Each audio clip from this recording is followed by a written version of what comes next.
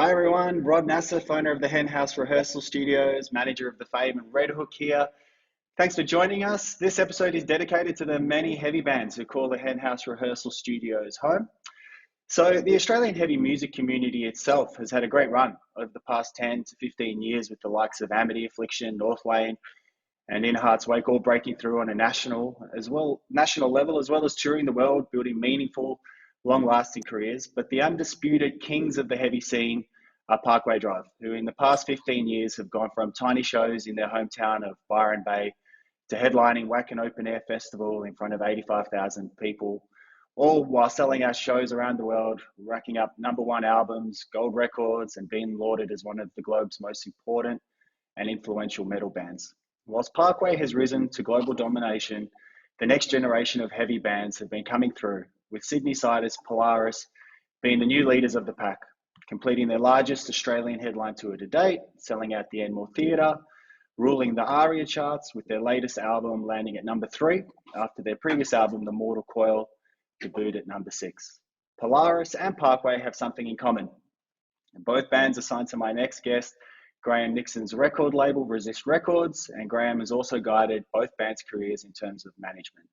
Simply put, Graham Nixon has a knack for developing talent in the heavy music space and taking it to the largest stages of the world, all while being one of the nicest guys in the business. How has he done it, and what can we learn from the Parkway Drive and Polaris story? Gaz, welcome. Thank you for the introduction. A big introduction, hey? Yep. Gaz, when you look back on the past 16 years of Parkway Drive, did you ever think it had potential to get as big as it's got?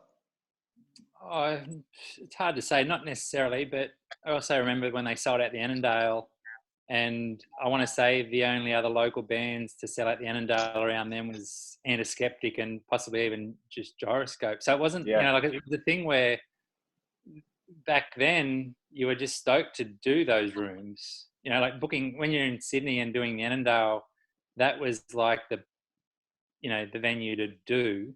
Yes. And that was as though that was like our version of the entertainment centre, So it was, it's like to do that and then to go on to do, I guess after that they would have done, I think they did what was the old Forum in Sydney maybe, or over at, they did what ended up becoming Max Watts at Moore Park.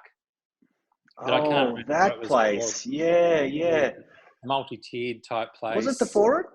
I think it might have been the Forum. I could be wrong, but but so they just gradually went from, like I said, you do one room and then you get to the next room, and then 3 or 4 years on you're doing the Horden, and you don't really I wouldn't say perspective, but you don't necessarily think of what you're always thinking of what your next move is rather than what's happened in the past. And even then, like selling the Horden out, like they've done probably 3 or 4 Horden tours now, and you don't necessarily think, like you're just like, yeah, cool, we're doing the Horden. They got the next ones at Kudos Bank Arena, which who would have ever thought there'd be a show like that there? So it's you just keep on moving on and keep booking the next room.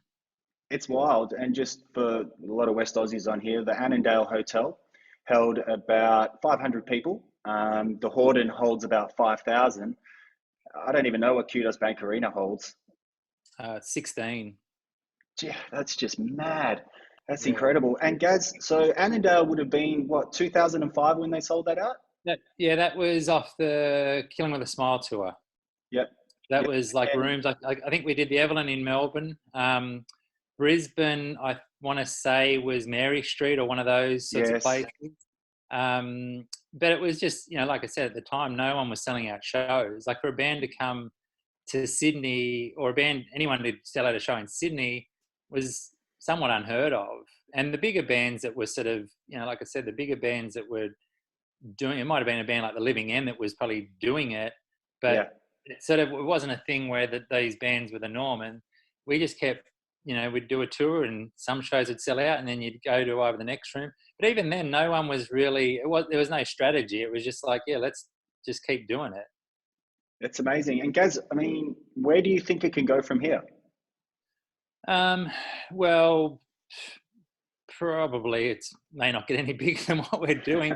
But I guess the other thing is that you could do multiples. Like you can always do, we've sort of toyed with the idea of, say, doing 2 Hordens and things like that. But now with the guy, it's all production based. So yes, a lot of the venues are based off what production and what venues can and can't do production, and what like there's a lot of yourself, like unfortunately it's not just booking a venue that's the most sense in the way of what the show can be, because it's more on what some venues may not have a garage door big enough to get certain things in, so therefore you can't do that venue. And that's just a part of what we're facing with now. Whereas 10 years ago it was like, cool, well, is there enough security at this venue, or is this like how many people can fit in here, that's not going to be a problem. Whereas now it's sort of like there's a lot of factors that you've got to take into consideration that were never a problem in the past. So that's just the growth of the band, I guess. Look, nice problem to have there, Gaz. Yeah, not a problem. When you think about Parkway Drive, is it as simply, is it down to the fact that they've simply written much better songs than other bands within the genre, or is there more to it than just the songs? I think there's a lot of factors with anything. I think like the bands that succeed, or the bands that are sort of doing better, like a lot of bands that have come before them that have, I wouldn't say written better songs, like they definitely wrote, like everything they did in the early days, I wouldn't say would be right, but they didn't put a foot wrong. Yeah. And that's from, whether it be the marketing and promotion that we were doing, or whether it be the band just being really good. Like they, as a band, are still possibly one of the best, like not so much just in an entertainment sort of thing, but as far as tie to musicianship, they are so good. Yeah. And a lot of bands that were in that same, like whether or not be the bands that, like your Amities and your Northlanes and your Prom Queens and all these other bands, I'm not saying they're not as good, but there's something appealing. There was a lot of appeal about Byron in the sense of like a band coming from Byron Bay as opposed to a major city. And that was, on top of that, they were all really good. They had a surf culture involved supportive of them. Yes.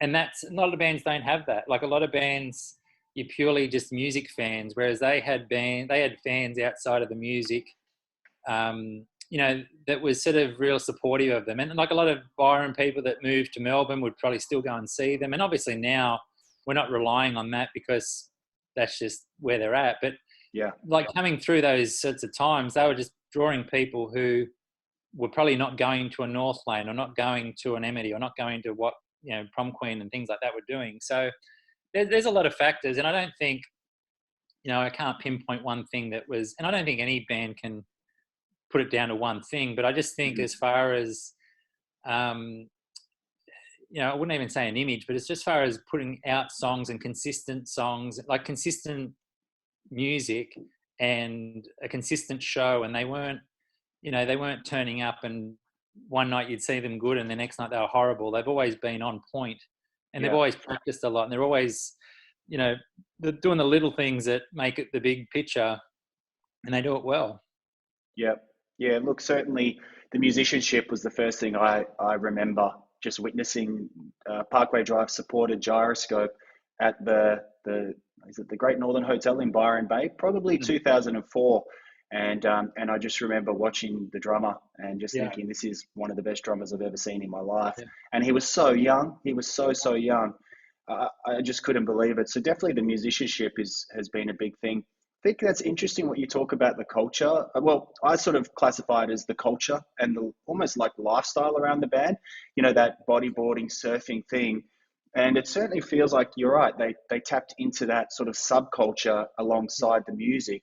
And I think for me, what I found really interesting, Gaz, is, and I'd be interested to get your thoughts, is, what role the 2 DVDs they first put out in 2009 and then 2012 really helped influence their success in a way?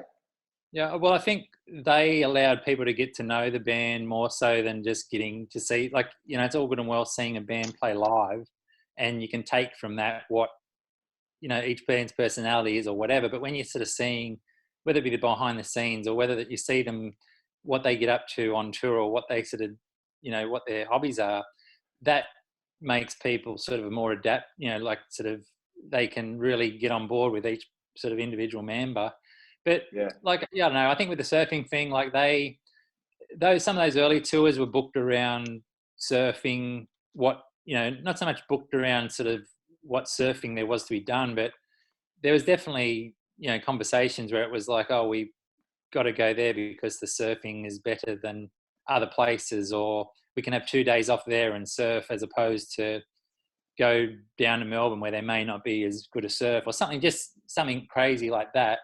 And that, I don't know, like it's sort of, and not every band has that appeal. Yeah, totally. I think, I remember watching the first DVD when it came out in 2009, and I think what you say is very true. It allowed you to get to know the personalities within the band. Obviously you had a certain appreciation for Winston, but you got to know the rest of the guys, and I can only imagine what it must have been like for some, kid living in Russia or, some Eastern European country to see the whole lifestyle that they came from, and to see, Australia is a far-flung place, but then to see how they lived their life, how they were living on tour. There was something that was like super appealing about it. And then that obviously got taken to the next step with the second DVD, where you got to see them touring Guatemala and Mexico and South America for the first time. Was it the sort of thing that you were encouraging the guys to do, or was it the sort of thing they just did themselves?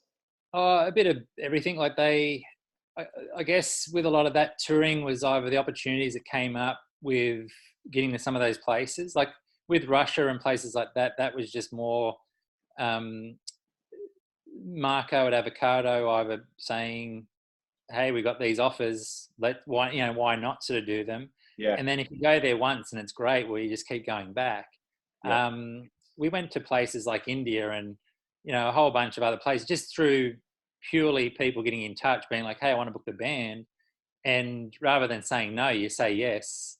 And and not a lot of it, like there was no financial major reward in going to any of those places, but now they could probably go to South America and a lot of those sort of not the major markets and do really well.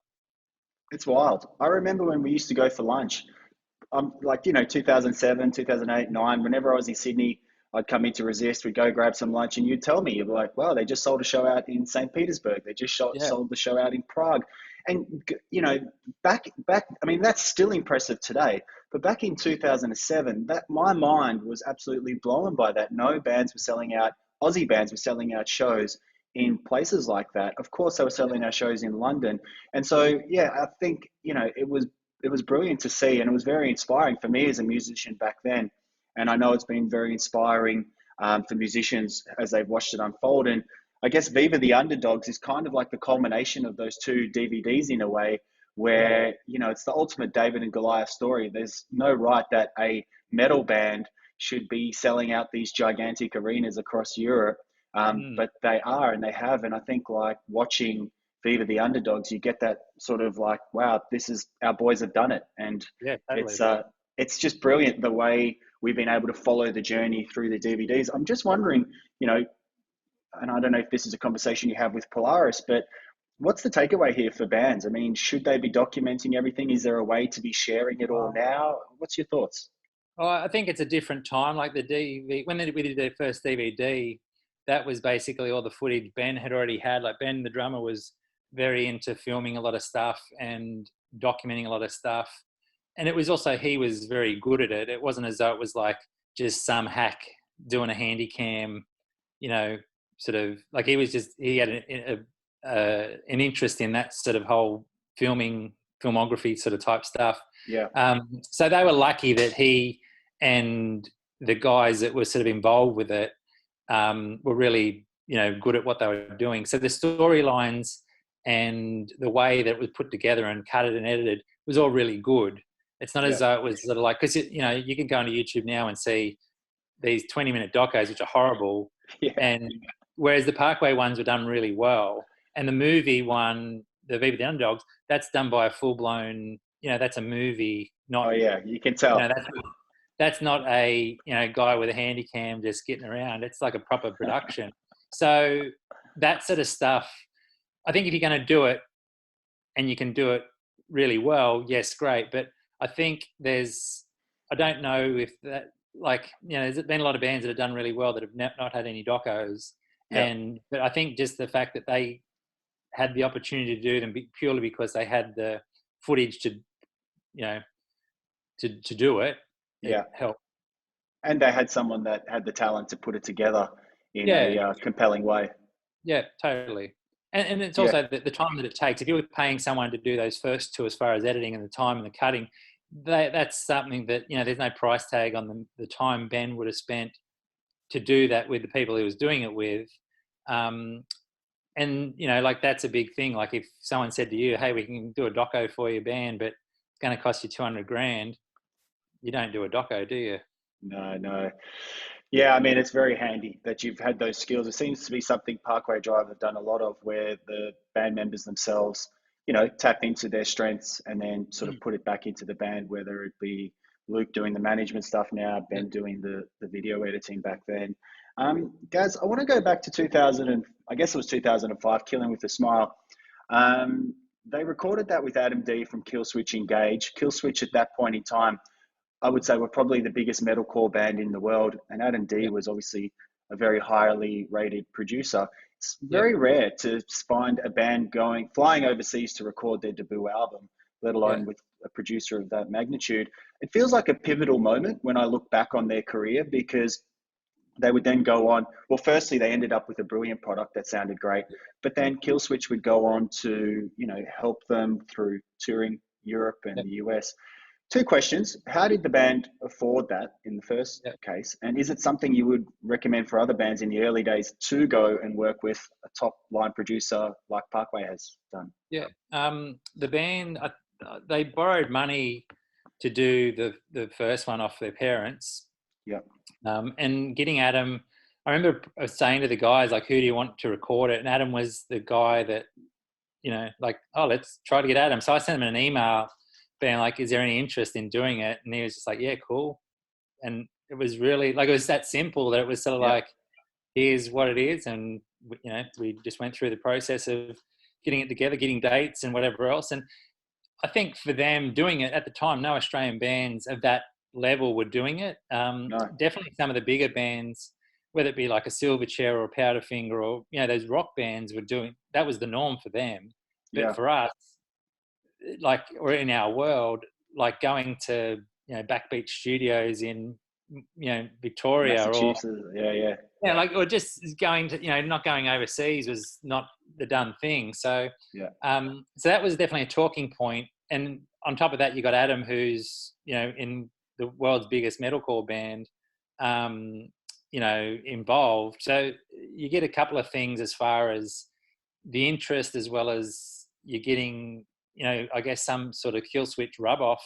But I don't know if you get that nowadays. Like, I don't think if a band went and recorded a debut with some big gun producer, like, unless it was Rick Rubin, you're just not getting it. I think it's too, I wouldn't say it's too done, but it's too, nowadays it's just not a thing.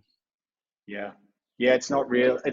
Well, I mean, it's very much a done thing. I see a lot of bands going to do it, but like you say, I don't think you get that same sort of that same sort of rub off, as you would say, like with what happened next. And then how did the touring? I guess Adam D got to record it. He got to hear the songs. He obviously loved it, and then I saw they took them for a few tours not long after that. Yeah, that was just all. Some of the US stuff was a while after, but I guess a lot of the US stuff too is that it's such a competitive area that it's somewhat you get in line, like, it's not a thing where you can just be like, hey, we want to tour with Killswitch, let's make it happen.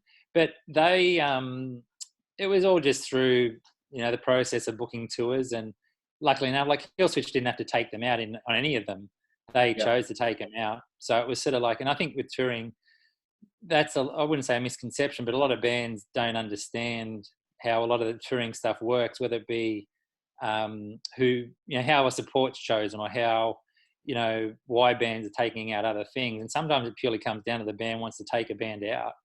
Yep. Let's talk about that for a second, Gaz, because if I think back to my time looking at Parkway's development, you know, in that period, say 2004 to even like 2006, really, it felt like Parkway Drive landed a lot of Plum supports, firstly in Mhm. Australia. Yeah. And I think it really helped their development. And it's something, you know, a Mm. lot of metal bands watching this would be like, yeah, we would love to play with Parkway Drive. We would love to play with Polaris. Um, how were they getting those support slots? Was it through your connections? Was it through theirs? Yeah, Was it? no, a lot of it just through ourselves doing, I guess doing what you'd need to do. But I think with, like, I remember when we got the Big Day Out offer, like for us to do a Big Day Out tour was somewhat unheard of because no heavy bands were ever doing Big Day Out. And that Yeah, was sort of something that I guess you can, like when you're selling out places like the Roundhouse and selling out, like when they were doing the Roundhouse in Luna Park and charting it, 1, 2, or 3 or whatever on the ARIA charts, you prove a pretty good point to, why not have them on? yeah, And that's what I would sort of just like, if anyone wanted to sort of be like, oh, no, it doesn't suit, I'd be like, well, why not? But we were lucky. We didn't get many people. And a lot of it was just, I wouldn't say strategic, but a lot of it was sort of stuff where, there might have been like Soundwave was just starting out yep, and Parkway. I think the first Soundwave that went national, I want to say we did one Soundwave when it was just in Perth, maybe with Good Charlotte. And yeah, I think we did another Soundwave where I know it was at Sydney Park, and I know like Parkway was second on or something like that. And that's just, like it's just planning and some smarts. yeah, yeah. Well, it was brilliant because it gave them a big leg up. They were playing in front of the Mm, right audiences. And I yeah, still think in many ways, getting a great support slot can be so important for a band. We saw it with the Fame when they supported Against the Current in yeah, Europe. And so many of the fans that came to the shows were people that saw them at that. It certainly seems to be something you're doing a really great job of with Polaris as well. yeah. I know they had the Architects tour in Europe, was it? Europe, yeah. Which is, you know, for a heavy band, it doesn't get much better than that. No, The only thing better than that is probably Parkway Drive, which they've had as yeah, well. yeah. So in the US, so you know, it's brilliant. But I think what bands need to remember, and it's the same for me when bands submit for their bands to get on a Fame tour or a Red Hook tour, is it does sort of still come down to the quality of the music. Yes, the friendships are involved, but the one thing that we're not sort of talking about here is like the quality of the Polaris music um, is brilliant. So how did the Architects tour come about for them?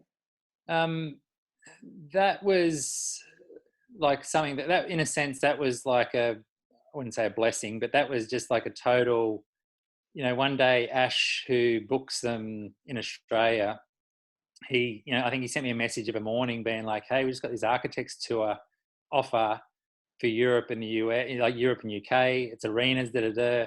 And I was just like, that's so awesome. Like prior to that, I had sent the guys in Architects, the album, Yep. and not that like not that's by no means lands you a tour, but I guess through us sort of having we had toured Architects a couple of times with Parkway. Yep. Parkway and Architects are very good friends. So I guess the connection, like I've sort of had some connection with them, but by no means when you're sending them an album, being like, hey, here's this album, do you get it? That doesn't land your tour. No. And I heard that they were trying to just look for a band. It was Architects Beartooth, and they just wanted someone fresh and young on the bill.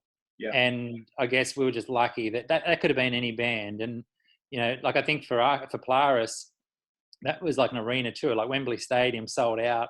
All these other things that come with it on top of the promotion that Architects provide, like the tour Yes. itself provides. It's just crazy. And that's sort of like, that may never, in their whole lifetime, they may never get a tour like that again. But Yep. that's how it goes, isn't it?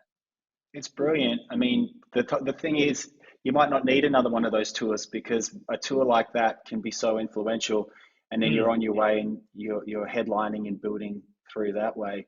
yeah, Gaz, they say that, you know, when you break a band the first time, it's luck, but when you do it a second time, it shows that you're probably good at your job. And so yeah. Parkway was the first, Polaris is now the second. Is there any similarities between the mindset between the Parkway Drive guys and the Polaris guys that you've noticed? Not as people, but as far as yes, in the sense of the way things are building, as far as a lot of similarities in the sense of, like, say, with their ARIA charts. And a crazy thing is that the ARIA charts for Parkway's first album to Polaris's, not their first album, but their first release. Yeah. And then their first album to Parkway's Horizons to Parkway's, but their ARIA numbers are the same. If you, like, I'm not, you know, I'm not a theories guy, but if you go off anything, they're all the same. And that was sort of like, that's just coincidental. But the, as far as, like, I guess once you're doing, like, it's very easy when you're selling out shows, it's very easy to sell something to someone. And I think that's the biggest thing. Like, when we're with Polaris, we had a really good year lined up this year that obviously is probably not going to happen at all. Yeah. But a lot of the stuff that we had to sell for, whether it be not so much things like Slam Dunk and whatever else, but we had a couple other festivals lined up, more so in Australia, that was not really the norm for heavy bands as well. Yeah. That we were able to sort of approach them, similar to what we would do at Parkway. We'd just approach them being like, the band's just sold out the Enmore and they're coming at number 3. It's, you know, they've sold out the past 4 tours. Yep. You know, and they're not sort of in small rooms. So that if you got a promoter that's not really sure on the band, it's like, well, obviously that's stats are speaking for themselves. Yep. And that's what I think. You apply that around I wouldn't say you apply it around the world, but that's what we're sort of just doing. And so getting on festivals and getting good billing and getting good. And I don't think it's all about billing. I don't think it's all about where you build on it, like where your name is on a poster. But I think to have the opportunity to get on those things, we can back up. Like, I could pitch them for any tour or any, you know, like you say, if a Slipknot came to Australia, I would like to think I've got a pretty good case in getting them on any of those shows. And I'm not saying we're going to get on a Slipknot tour, but that's the sort of thing. Like, if I was to pitch it to them, I feel as though we're in with a pretty good chance, as opposed to a band who has 4 songs out on Spotify and hasn't got no other stats to back it up other than music. You've got a great chance because your last tour probably sold around 10,000 tickets. So damn straight, you've got a really good chance. Not bad when you can drop that into the equation. But the Polaris story is fascinating to me, Gaz, because, you know, they sold out the Enmore just before the second album came out. So basically, here is a band selling out the Enmore Theatre, which is 2,500 people, off 2 EPs and a debut album. How does that even happen? Gyroscope never even got to a stage of ever selling out an Enmore. We had a number 1 album and 4 albums, and we never got there. How did Polaris do it? Well, I don't really have the answer, but the thing with Polaris is that, I remember they sold out the first time I started, I guess, working with, or thought of working with them, was they sold out the Red Rattler, which is like 250 capacity room. And then they they did a tour with In Heart's Wake, where it was In Heart's Wake, Crossfaith, I think While She Sleeps, and I can't recall, I think there was another band, but they were opening that. And then they went from that into doing a single tour, which sold at Oxford Arts. And then after Oxford Arts, they did the Parkway tour. Then they did their own. Just quickly, Gaz, from the Red Rattler, what year was this? And then to the Oxford Arts, what years are we talking? Just so 2016, I think. Okay, so 2016 was the 250. Oxford Arts, would that have been 2016 or 17? And it was 2017. Okay, right. So, and then prior to 2017, they did the In Heart's Wake thing. And then but before that, they were doing like North Lane supports and, you know, sort of whatever else heavy bands, you know, were touring.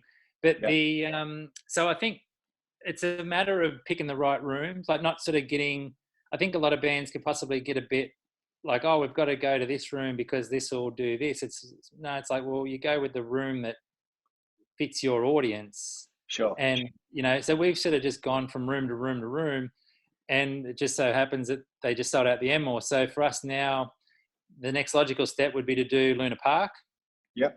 And then I'm pretty confident going into Luna Park that we could do what we need to do there to go into the Horden when the next album comes out.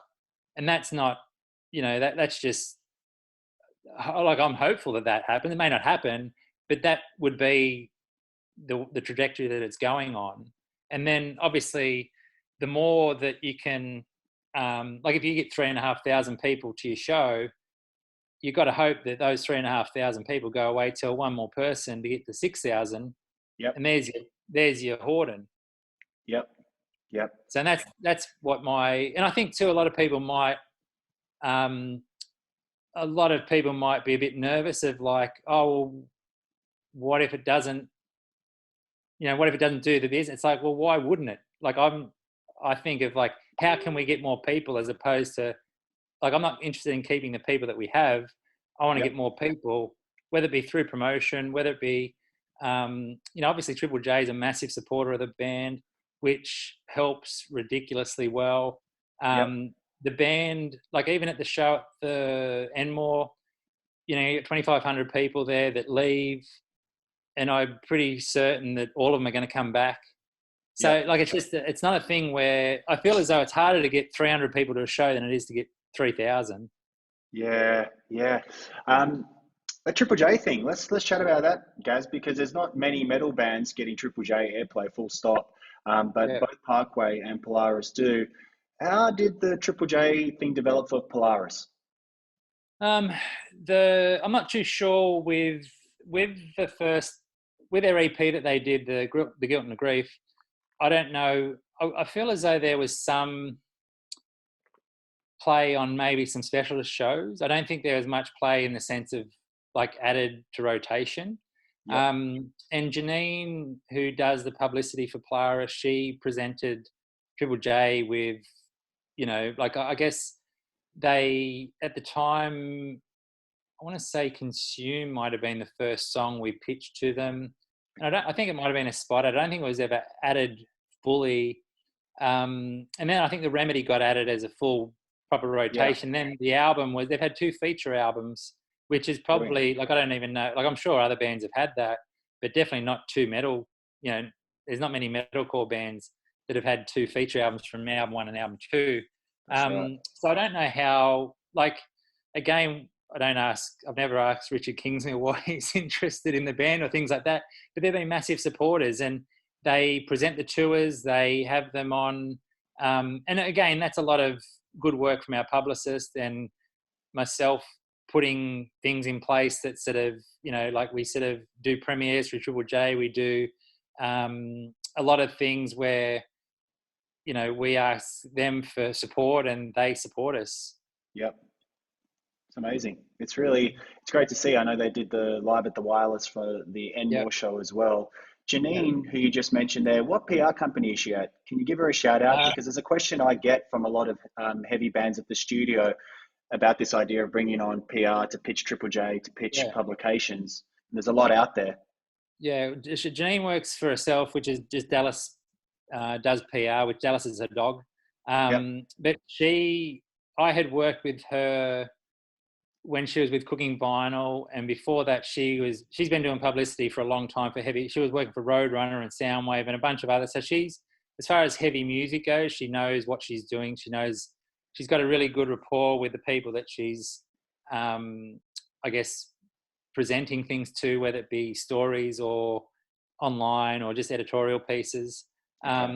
She knows what to, like, leading into any release, we probably talk daily about what, would be the right thing and the wrong thing, or what's the sort of, what makes sense, when to do things. And there's a lot of, I wouldn't say there's strategy behind it, but there's a lot of planning behind it.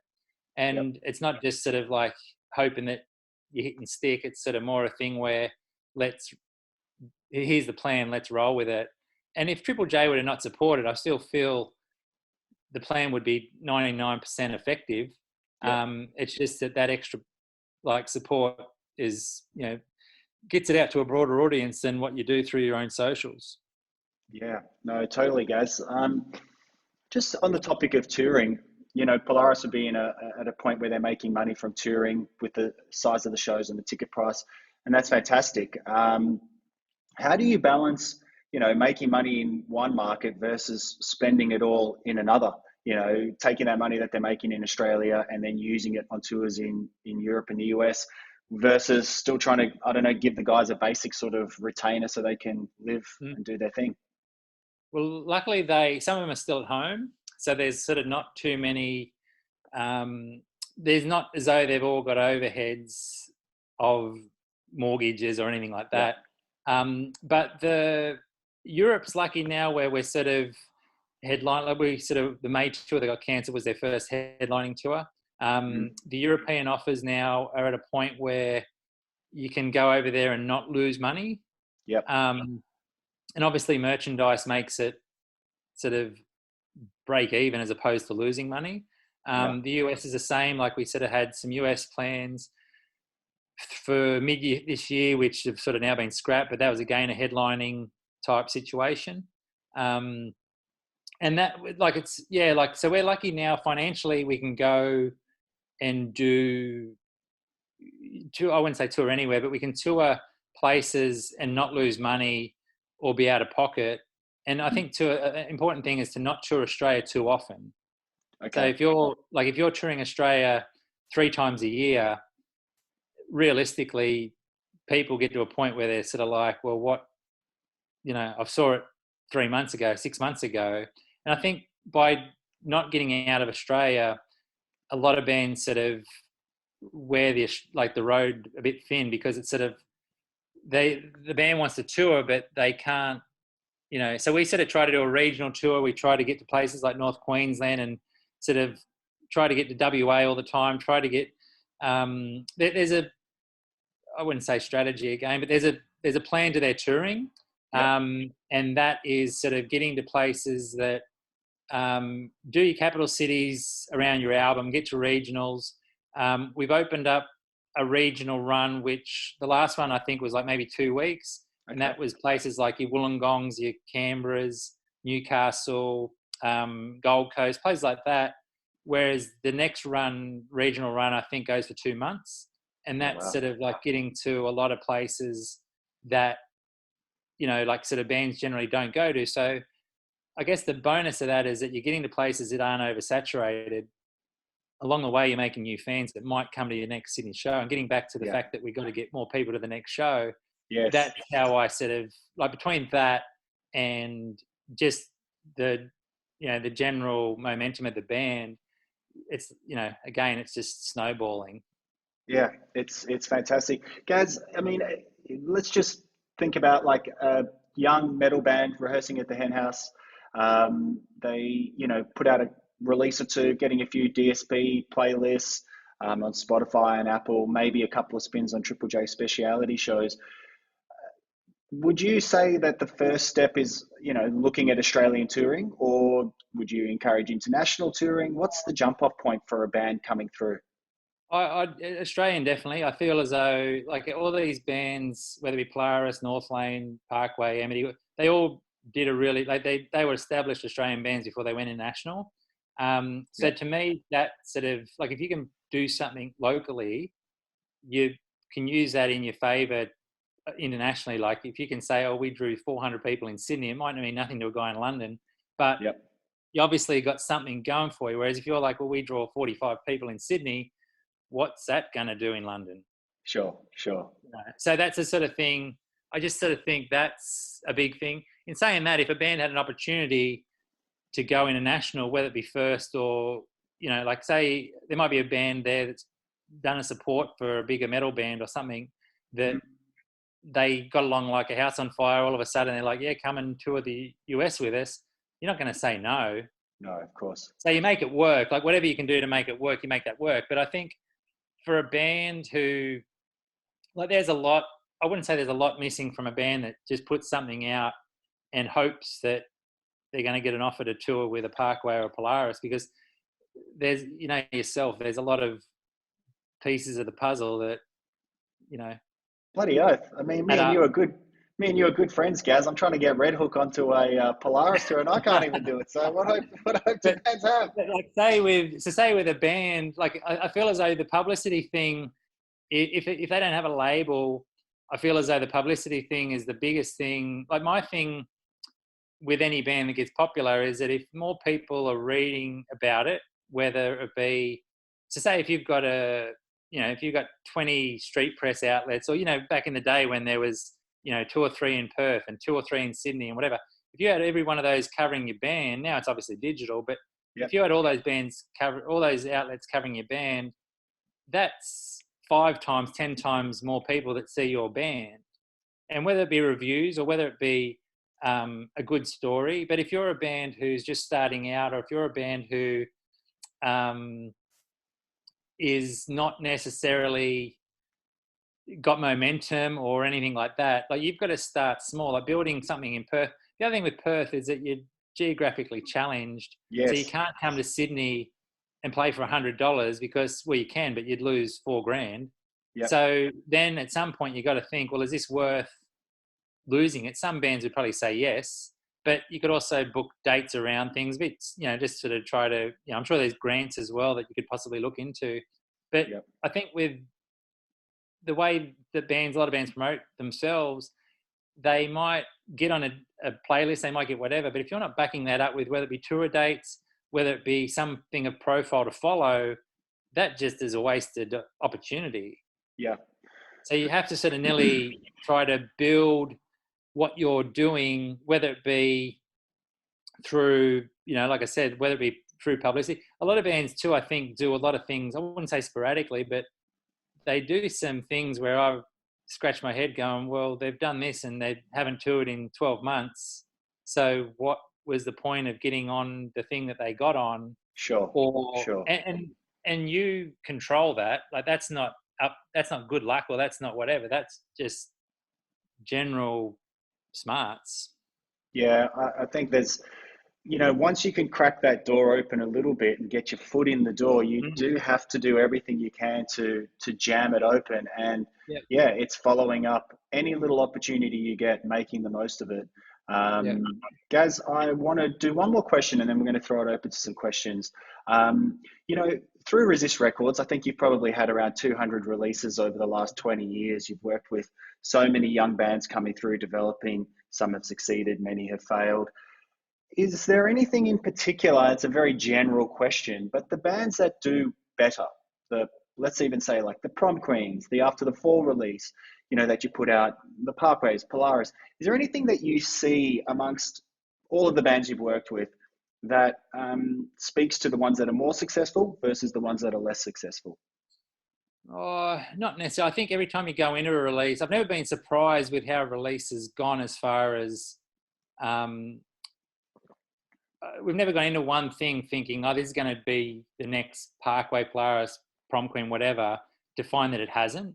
So I'm very realistic with what we're doing. But at the same time, a lot of the releases we put out, I know full well we'll sell 200 copies. Sure. And that might be a success. So it's like, it's not as though, and I think I'm pretty realistic with what we do. And obviously the planning that goes into a Parkway or Polaris is far greater than a band that's selling 200 copies. But that's just, you might put it out because you just wanted to put it out for the sake of putting it out. And you might, I've done a lot of releases that I probably shouldn't have done. Yeah. I'm sure there's a few of them. Yeah, but that's not true. That's not through, like I've wanted to do them. It's not as though I'm sort of like, but financially, if I was to sort of sit down and be like, well, that one lost $5,000 or whatever.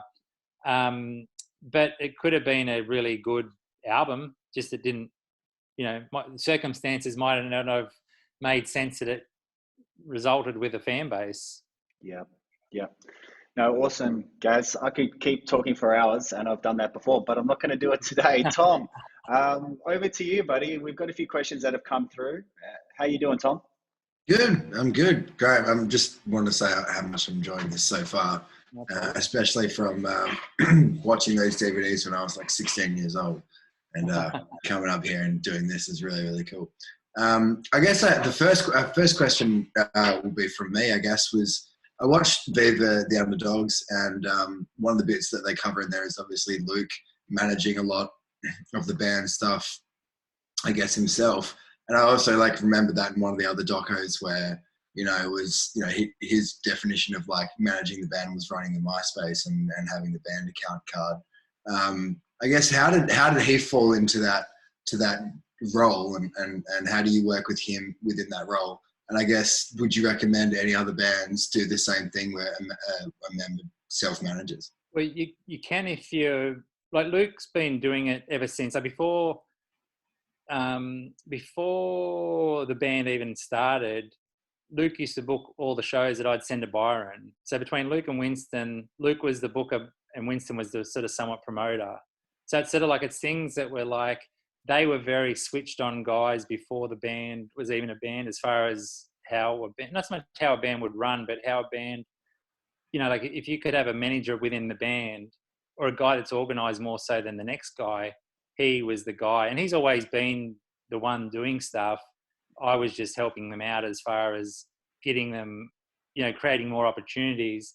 And then it gets to a point where they have their booking agents. They have, like, we're still their agent in Australia and label in Australia. They have all that other stuff in place. It made sense for him to just do it, as opposed to try to have someone else do it or me be more involved or whatever. It just made sense. But in saying that, he's also a very organised and good business guy, that if you didn't have, like, not every band's lucky to have that sort of person within the band. So say if you have a person in the band that's, if you got 5 guys that all just want to go and party and be loose, that's not your manager. Yeah. Yeah, absolutely. I think it was, it was awesome seeing him do it as well, because he seemed to add like his own kind of lyricness to it. There's a scene where he's like farting into the microphone when where he's on the phone to someone, and I thought that was great. Rob, take notes, maybe. Yes, that's what I'm missing from my management practice. Okay, very good. So we'll throw it over to some questions. If anyone has any more questions, feel free to throw them in the group chat. The first one I'll throw open is to AJ. AJ, if you want to unmute your mic and jump in, that'd be sweet. Hey, mate. How you doing? So I guess I've got a bunch of the questions going, but the main one, right? So the band I played in, I've actually talked to you a few times, most of the time asking for slots on like Turnstile and TUI shows and stuff like that. But my band Rat King last year, we played South by Southwest, and we got a lot of what we're searching for, I guess, was, things like booking agents. We were happy being self-managed at the time, and we're more looking for shows, around Australia and overseas, And a lot of the time when we spoke to people and they took us out for dinner and dined us and all this kind of stuff, they asked a lot of things like, who's your manager, or who is your booking agent, or who is this person? And I guess my question kind of revolves around this team that you form around your band, whoever it may be. It feels like what they're after is, a good manager or a good booking agent, but you need one to have the other in the first place. Is there a process that kind of happens about, or do they all need to fall in line at the exact same time? Or is that how you've experienced it with Polaris and PWD? Not necessarily, but like, say within your band, you should, whether it be you or whether it be someone within the band, can act as the band's manager / agent.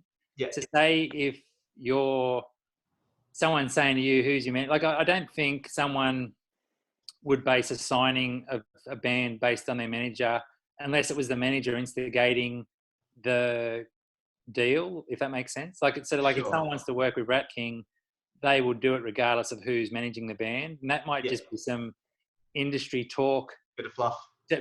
Yeah. So I think if anyone asks you, just be honest with them and say that you're handling it, or just sort of like, if you're sort of by no means do you need one, and I don't think any band needs one unless you're sort of actually touring. I don't think you need one to get going, put it that way, but I think you need to have someone within the band that has that acting role. Like, if you're the one doing emails, make sure you're the one doing the emails.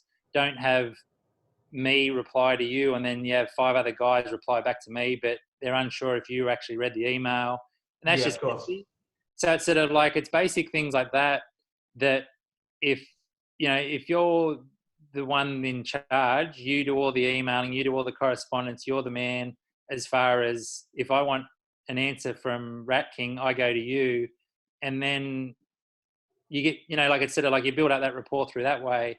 And then and like I said, with the touring and stuff that we do, if there's a thing where, like say if we announce a tour and you guys want to, like the likelihood of being a main support is slim on the East Coast, because you've got too many bands in front of you who are like East Coast based. So in WA, you've got to be the band in WA that is better than the next one. Yeah. Whether or not you draw more people, whether or not you're a better band, whether or not, and the other thing too with music, and when you're pitching the labels, do it really early. Don't, I find a lot of bands will come to me with an album already completely mastered, video clips are done. A lot of these things are in place, and I'll be like, yeah, cool, I can do it, but it's in 8 months' time, because I've already got a schedule. Like we're into next year as far as releases go. So I can't drop that schedule because you're late to the party. Sure. And so say if you're working on demos, if you're working on whatever, start that conversation with labels now. If you like if you got something in the works, because that way they can plan and work on it together, and you can potentially build a team around that, as opposed to you guys just doing everything yourselves. Sure. And I guess so we were on 11th with Troy from Amity a few years ago. That kind of fizzled out because I guess he just stopped caring. Yeah. But during that time that we were with him for like the year or so, I kind of let go of that, my, rough side management way of racking. And then they took over from there.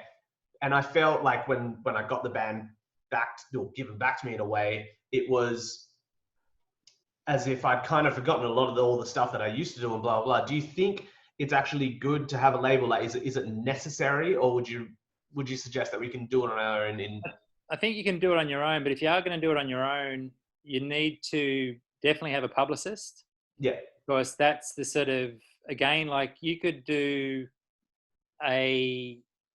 like what I offer as a label is marketing, money, and some direction as far as, as well as getting it into stores and things like that.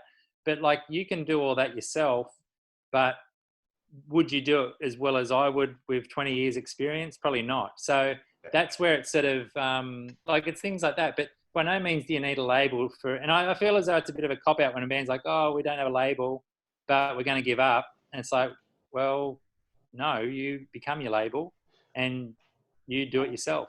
Yeah, we've always kind of been happy doing it ourselves, I guess. Yeah. Rather, it's should we look for one, because we actively don't, I guess. Well, if you're not happy with where things are going, yes, you should. But if you're happy with you doing everything yourself and you guys funding everything and you guys doing your distribution or whatever, but at the moment, we don't have a Rat King album in the store here.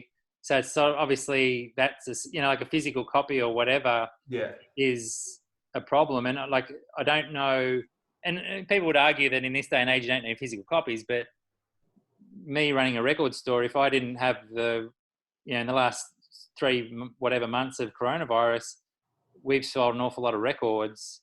And had I not had that, it's sort of like I'm out of business. So I'm all for a physical product. I feel as though many are not, but that's just probably also an age group and things like that. But you can definitely do it yourself. And, like I'm happy to take some in the store and things like that. And I think too, playing live, like when you play live, you'd be surprised how many people would buy a CD or a record at the show versus, it's not the end of the world if you're not in every JB Hi-Fi, but that definitely helps. Because the other thing with a lot of promotion, and say with Polaris where they're at, we do a lot of in-store promotion, whether it be just poster displays or whether it be things like that. And that's all sort of stuff that we get the retailer involved in the process. So they are also pushing it because they want to sell as many units as possible. I want them to sell as many units as possible, but also want to see them interested in what the band's doing, if that makes sense, as opposed to just being happy to be like, hey, here's a new album. We don't give a shit who stocks it, because I do care who stocks it. Yeah. Awesome. And I get the last part of what I have to ask. we gotta keep moving, bud. There's a bunch of people with questions. Gaz has only got so much time. Let's keep it going. Tom, over to you. Thanks, AJ. Tom, you're on mute, buddy. Sorry, Rob. Yeah, cool. Cool. I'll throw the next one open to Paul, who had a great question in the chat. Paul, if you want to unmute the mic and jump in, that'd be awesome. Hey guys. First of all, thanks for your time. Really appreciate it. It's been really interesting. I'm not in a band, never have been, but have been a hardcore and metalcore and whatever else you want to call it fan since the early days. I guess my question is, I've been to a bunch of shows, sort of going forth back from the late 90s, early 2000s and on. A lot of metal bands have sort of come and gone that were really big in their day. And you go and see bands like Atreyu, you see Story of the Year, those sort of bands. And the demographic is very much people my own age, mid to late 30s. You go to a Parkway Drive and they seem to have a really good, strong representation of young fans. Do you think that's been instrumental in making them, I guess, just not another has-been or an also-ran? And do you think the, I guess, kind of style change that they've had or perceived to have had, has that also added to their sort of appeal in the I guess, the people that might not be massively into metalcore, but they're kind of dabbling in the heavy kind of music? Yeah, first answer with the all-age thing is that we did a lot of all-age shows and tours. Probably the only band to date that has ever done all-age, like an actual every show all-ages tour. And I'm sure a lot of bands have done it outside of this world, but most bands will go to Melbourne, do one all-age show, go to Sydney, do one all-age show. As the venues get bigger, you're lucky that they can be licensed all ages. So when they go to Perth, there's no real, like if a band goes and plays Capital or Amplifier or whatever, Rosemount, that's just purely 18 plus. But as soon as you get outside of that pub venue, you open it up. So you can go, you might have a younger brother, younger sister, you might have a cousin, you might have, kids that want to go. So a lot of their, there's no restrictions. So that sort of definitely helps. But they were big on, because they, being from Byron, where all ages is the only thing, to them that was the norm. Like they were sort of like surprised that you would have 18 plus shows as opposed to youth centre shows only. And that sort of, I think, obviously now it's a bit different, but that has, like every show they've done here in the last, like other than that Horizons tour, every show's been all ages for as long as they can remember. So they're sort of always getting, it might be a 15, 16, 17-year-old kid, but next time they come, they might be 22, 23, and that just keeps, ticking over. So that the bigger international bands don't get that because they tour here once and it's 18 plus. So you're never getting a new fan base. You're getting washed up people who, go out once a month and that's it. I don't know, but I'm one of those people. But and then as far as what was the second? Oh, the sound. Yeah. I guess the sound is just the sound is sort of a bit different or whatever. But in the same time, there's a lot of people that really like the last few albums who possibly come from a different world of, like say if your favourite album might be Killing with a Smile or Deep Blue or Horizons, the guy who might listen to, say, I don't know, something like a Slipknot, he might be all about, he might hate those first few, but really like the last one. So you sort of got that person that's sort of like, oh, I want to go and see them because they might play something off the early ones. But then you have that sort of newer guy that they might have heard through a thing like Triple M, that sort of, or more on Triple J that they didn't get before. So it's a bit of a mixed bag, but that's just, it's a bit of all sorts really. Thanks. That's a great answer.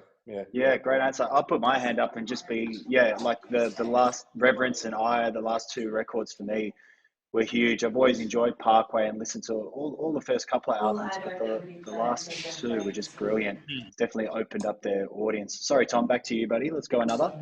Yeah, no worries. Look, I'll throw the next one open to Jackson, who had a really great question before as well. Jackson, if you want to jump in, unmute. Hey, man. Thanks for doing all this and imparting us like your wisdom and everything.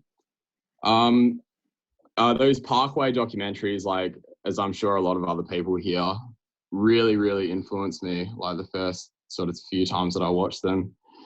And it was more like the work ethic in those kind of early days to sort of get out there and like, you know, because obviously they had something going for them and they might have been young or whatever, but, you know, the sort of drive to do it was super inspiring. So I just wanted to kind of know, like, I guess in the first documentary, like the first time they packed up and just like went to Europe and the US, like it almost seemed like they got fed up of waiting and just went like themselves, and they took themselves over there. Like, I don't know if that's what actually happened, but that's what it seemed like to me. Like, you know, given the sort of standard criteria nowadays of like getting on these bigger tours, and like I see lots of people like waiting to get asked by bigger bands and everything, which is cool. Yeah, you get asked, just I'll tell you that. Yeah. No, sure. Okay. Like, yeah, I don't know. I guess I wanted to like see what your thoughts were about like people kind of doing that like nowadays. I think it's a bit different based on the fact that back then not many Australian bands toured outside of Australia. So it's sort of like it was, I wouldn't say it was a norm. Like now it's nearly the norm for bands to do it. But back then, I remember the first UK European tour they did, we booked it through a guy who was just a fan of the band, contacted us out of like, oh, hey, you know, I think MySpace was also the only, like there was no Facebook, Instagram, whatever. So, and he pulled the pin. Like I heard a couple of people were like, oh, he's a bit flaky. I think he was a young kid. He pulled the pin a week out. I had to call all the venues to be like, hey, we're still coming, and get the support bands to sort of be like, hey, this is still on, even though this guy hasn't replied to me in, you know, 2 months. And so he just made that work.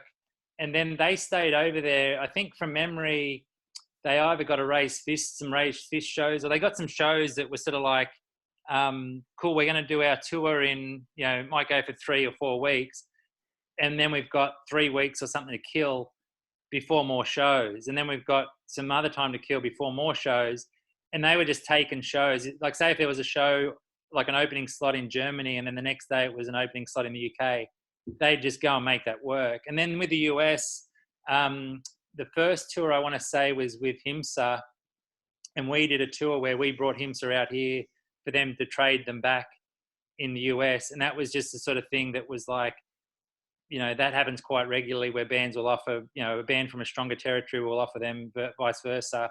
And you sort of, you can use that in your favor for both, you know, for both bands. But so that's how they did a lot of that stuff. And obviously now with booking agents involved and whatever else, and there's so many, I wouldn't say there's so many things that get in the way of bands getting on tours nowadays, but it's not as simple as getting, like, you know, like Polaris got very lucky with that Architects tour, but there was also a lot of things in place that doesn't shock me that they got an Architects tour. So it's more fortunate than, you know, anything else. Just awesome. on that topic, Gaz, you know, I can imagine someone from Architects listening to Remedy and going, well, this is just fucking awesome, because Remedy is fucking awesome. And so, and that album is fucking awesome. And so it does sort of come back to, like, the end of the day, you sent a physical CD to Architects, you know, emailed them.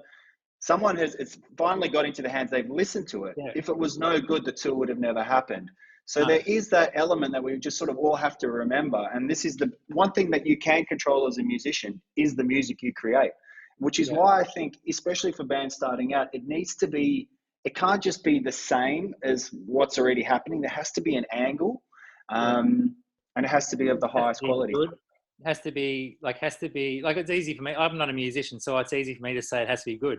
But it has to be, and I don't think it has to be something like too off the beaten track, because I would rather hear something that I've heard a million times before than something that's a bit obscure, trying to be new, that I'm sort of like, well, that's not what, like, I'm all about old school. Like, my background is old school hardcore, so I don't really, you know, like metalcore for me is not necessarily my world, but I've done enough metalcore stuff and been around long enough to know what's good and what's bad.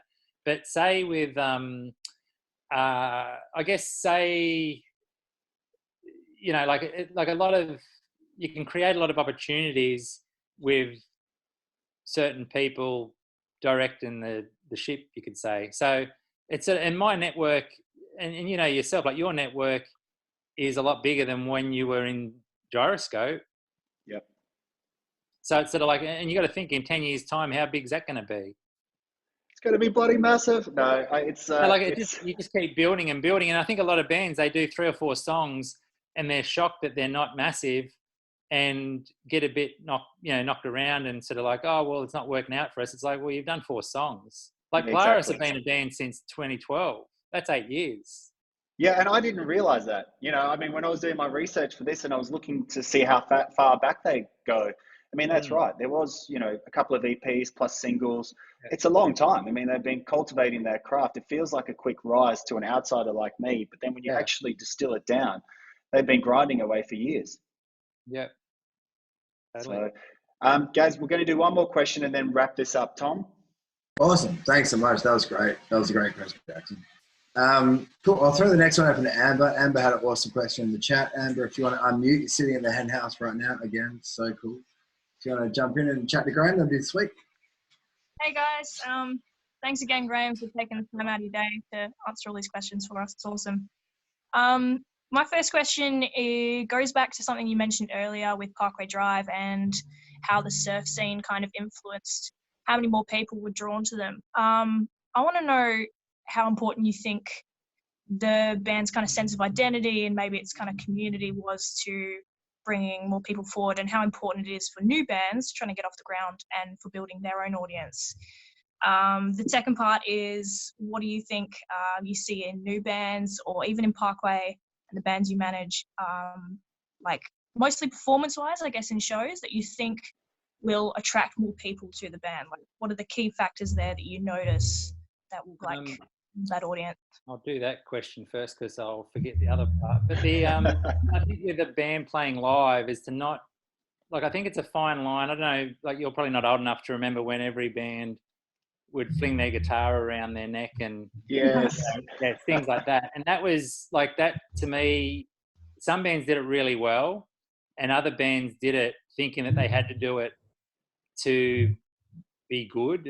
But like, I think when you go to see a band, you want them to be tight and you want them to be like, I don't think anyone needs any bells and whistles to make a good live show. Like, I think you can still put on a good live show by just, obviously you don't want to just stand there and be, you know, I think if you're enthusiastic about your band, your live show will be a good live show. Whereas if you're just going through the motions and couldn't give a shit about being there, then I think that's, you know, I want to see a band that really wants to be there and wants to be playing with their mates and wants to just be having fun, as opposed to, you know, some guy that can jump off his speaker stack and, you know, whatever. Like, I get that you have to have some entertainment value, but get your show right before you delve into that. And I think too many young bands probably get a bit sidetracked, and especially nowadays with how popular YouTube is, where they can see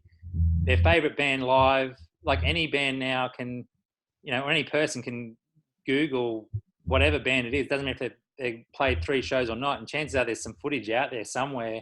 So your influence as a fan, if you're in a band, you could be like, oh, I play drums and that's what that drummer does. And it's sort of like, well, he might, like, it might be a bit cheesy or corny or goofy. And I think if you're a local band, that to me, I'd nearly walk out on a band if they were sort of doing that in opening. Like copying another band, essentially. Well, whether it be copying or whether it be just too, like, you know, like, I think there's a time and place to be that, you know, doing that stuff. Whereas if you're just playing well and enthusiastic with what you're doing, that is far more appealing to me than some guy trying to jump around and do whatever and trying to put on a show that's not necessarily warranted because you think entertainment is me, you know, like, I don't know. That's just me though. So it's sort of, I think too many bands should just get your set down right and try to, I think too, the other thing is with a set, try to rehearse where there's no dead space. Like I grew up with sort of bands in Sydney who were playing, they'd play for a 25-minute set, half an hour set with no breaks. So it was just song after song after song after song after song. They might stop after 6 songs. They might stop after 3 songs. They might have had a, like a segue or whatever, but there was no play a song, stop, play a song, stop, play a song, stop. And I think young bands, that becomes an awkwardness when an opening band will play a song, stop, one guy drops his pick, another guy's going to have a drink, another guy wants to go to the toilet. Then they come back and be like, oh, we've got another song. It's like, well, that was 5 minutes in between your last song. Like that's like, I wouldn't say it's unprofessional, but a lot of bands don't think of that stuff. Like you pay money to go and see a band. You want to be entertained. You don't want to be like some in-joke that they're having on stage because they think it's funny. It's like, no, like I want you to play your songs that I come to see you play. So I think that's like, I think the art of the show is probably not there for young bands. Yeah. And I think with practice, they should definitely practice the set. Like at the hen house, they should be getting a stopwatch out. I like it, guys. Like it. But if you set yourself a 25-minute set, and I guess go from start to finish, like set your, go through talking, like introducing yourself to, playing this song. Would it be better if we did this song last as opposed to this song, whatever? And especially, I think too, if you're a younger band, and people like, you might be like, oh, this is a new song. It's new to everyone. It's not new. Like, there's no point telling everyone when you're like, every song's new, So it's sort of like, I think you have to sort of be very selective with what your show it consists of, and don't be afraid to throw a cover in there just to get people on board as far as like, like if you've got if you're a band that plays or sounds like Parkway, maybe do an early Parkway cover. If you're a band that sort of sounds like Foo Fighters, do a Nirvana cover. If you're a band that sounds like Smashing Pumpkins, do a Nirvana cover. It's just sort of stuff. Like, it's just like things like that people would know because people, for the opening band, no one knows their songs other than their 3 mates.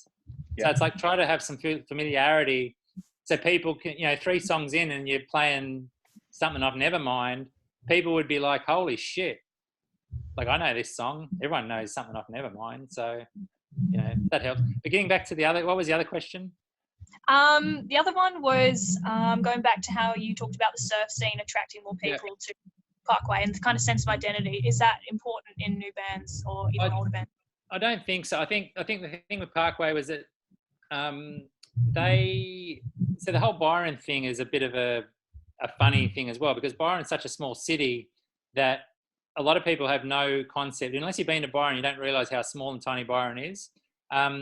So that's sort of one thing that they had going for them. But the other thing too, with the whole surf thing, is that like they would go to, say they'll play a show in Sydney, and I would see a bunch of guys who I know full well are not there because they like metalcore, but they were there because they were surfers and they knew the band through surfing, whether it be surfing magazines, surfing media.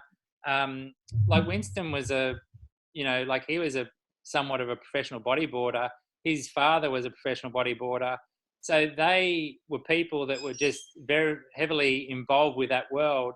And even now, like some of the guys, they're all good surfers. Like they could not, I'm not saying they could be professional surfers, but they could go and surf with world-class surfers, and they do.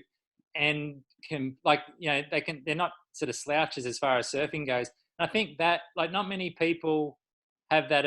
Like, if you're a person in a band that could skate and you were one of the better skaters in Sydney, Australia, whatever, I'm sure you'd get a lot of skaters to see your show. Yeah. And that's just how it sort of, and it could be a thing, you could be a tennis player, you could be anything, but it's just they had something outside of music that was helping them draw a crowd.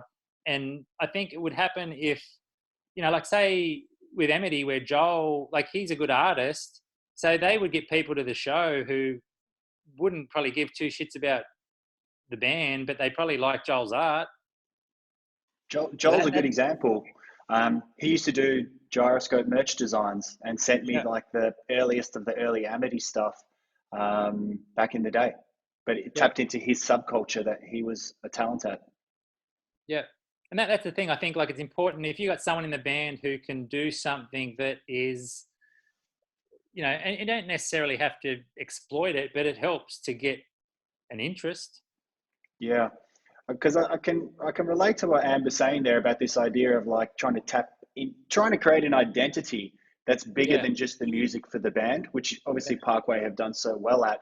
But I think that at the heart of that, and this is just my opinion on Amber, is it has to be authentic, because if it isn't authentic, then you end up looking a lot worse off, and you're probably better off not trying to do it in the first place. Yeah. And I think too, like a lot of it, you need to, I think with bands or younger bands, I wouldn't say they try too hard, but they sort of, I'd rather a band just get up and play and want to be playing, and don't worry about, like, if you're a good band, the rest will look after itself. And if you try too hard to be liked, or if you try to be hard to be funny, or if your singer can't tell a good joke, don't tell jokes. Yep. If your singer's not funny, don't just tell him to sing into the mic, and maybe let someone else tell the jokes. But like, it's sort of like the thing where, and people can come away, like if your live show isn't up to scratch, keep practicing until it is, because you don't want people to see you to then turn around and be like, well, I don't want to see them again. Yeah. Because no one wants to go down that road. Yeah, it's simple stuff, isn't it?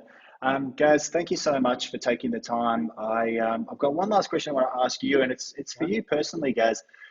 You've built a career in the music industry, and there'll be people that are watching this that, like we had Paul earlier, that aren't necessarily musicians, but want to build a career in the music industry.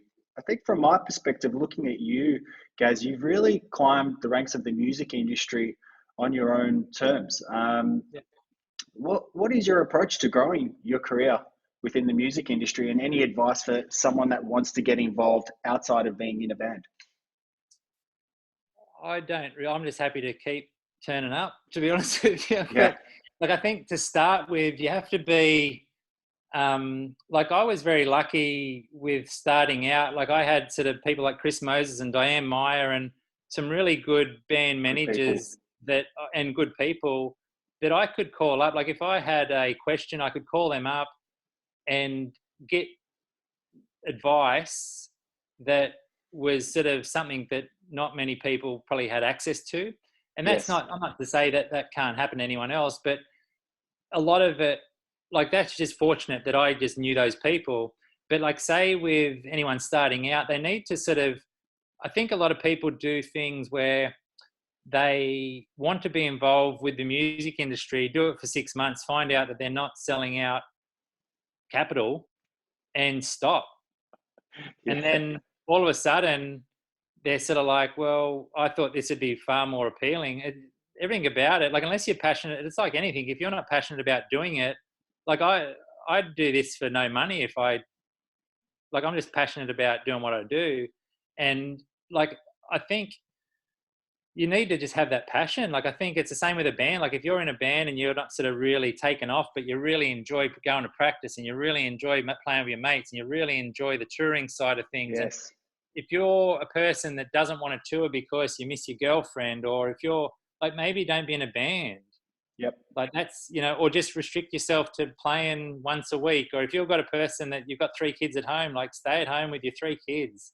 Like it's just, like that's just sort of stuff that you have to do. But I think with, as far as what I'm doing, like I'm having a really good time with the Polaris stuff. And I think it's pretty exciting with where they're heading as far as, like I was saying, if things align, like presuming we're allowed out of their houses in the next 6 months and whatever. Yes, so true. Like it's exciting to see what will happen, because I think they're on a trajectory that sort of, will keep going and going and going.